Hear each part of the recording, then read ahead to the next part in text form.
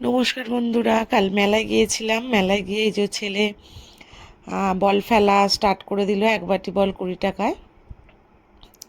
তো খেলতে দেব না, বললো যে দেখি না। ওর ঠাকমা বললো চলো তাহলে খেলেই দেখুক ওর লাক কেমন। তো যাই হোক, নাম্বারে মিললে নাম্বার অনুযায়ী ও কিন্তু জিনিস পাবে, জানি না হয়তো কিছু পাবেও না। তো দেখা যাক কি হয় খেলাটায়, কি পায় আর কি। তো আমি খুবই বকছিলাম যে না, খেলতে হবে না, খেলতে হবে না করে।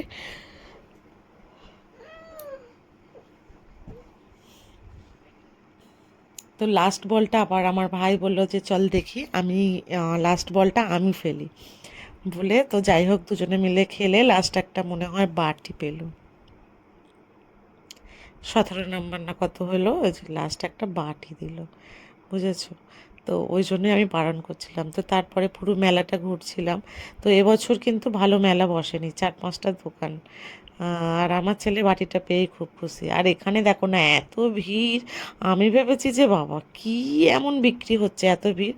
তো মেয়েরা বুঝতেই পারছো, মেয়েদের জিনিস, কানের হার 30 টাকা 40 টাকায় বিক্রি হচ্ছে, তার জন্য অত ভিড়।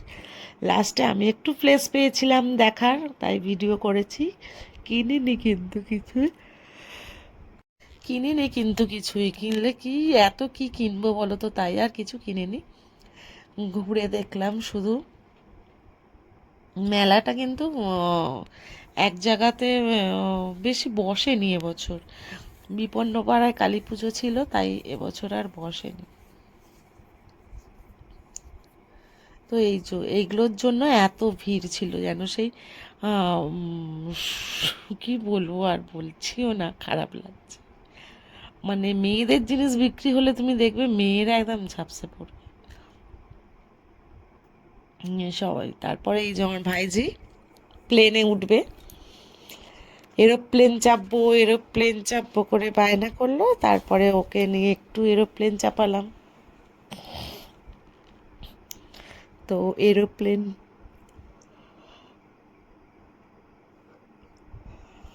ঘুরেই যাচ্ছে। ওখান থেকেও আবার দেখছে ওই নাগরদোল্লায় চাপবে বলে। ও আবার দেখছে যে নাগরদোল্লায় চড়বে। সেই নাগরদোলায় চড়বে বলে কি অবস্থা জানো, ওইটুকু মেয়ে ওর নাগরদোলায় চড়বে।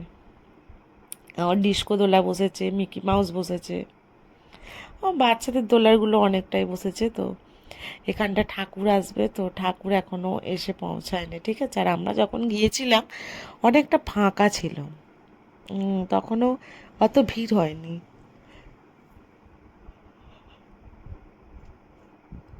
তারপর এই যে পাপড়ি চাট খাবো বলে দাঁড়িয়ে আছে, 50 টাকা প্লেট বলে দাঁড়িয়েই আছি দাঁড়িয়েই আছি, তো দেয় আর না।